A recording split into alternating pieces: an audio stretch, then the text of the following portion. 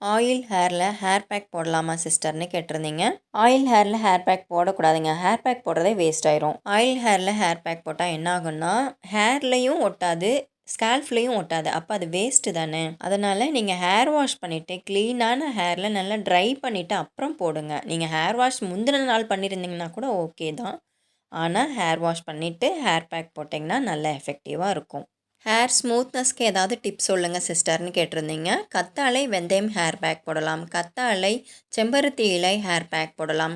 ஆளி விதையோட gel எடுத்துகிட்டு அது hair பேக்காக போடலாம். கொண்டக்கடலை தினம் ஒரு கப் சாப்பிட்டிங்கன்னா அது நல்லாவே எஃபெக்டிவாக இருக்கும். நல்ல சாஃப்ட்னஸ் அடுத்த நாளே உங்களுக்கு தெரியும். ஒன்ஸ் நீங்கள் முடி வளர்க்கணும்னு ஸ்டார்ட் பண்ணிட்டீங்க, முடி வளரணும் அப்படின்னு நினச்சிட்டிங்க அப்படின்னா முடி வளர்கிற ப்ராப்பர்ட்டிஸ் எதில் இருக்குது அப்படிங்கிறத தேடி தேடி சாப்பிடுங்க. எது சிம்பிளாக கிடைக்கும், குயிக்காக கிடைக்கும், நம்மளால் எது ரெகுலராக மெயின்டைன் பண்ண முடியும் அப்படின்னு பாருங்கள். ஹேர் கேர் பிளேலிஸ்ட் கொடுத்துருக்கேன், செக் பண்ணி பாருங்கள்.